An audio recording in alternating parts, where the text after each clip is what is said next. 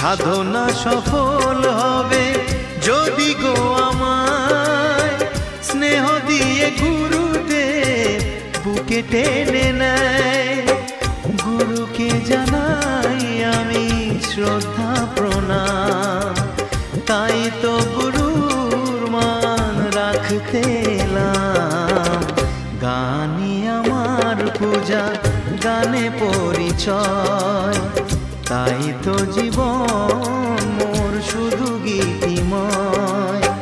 শোনাতে এলাম গান এই আসরে, ভরিয়ে দিতে প্রাণ সুরে সুরে।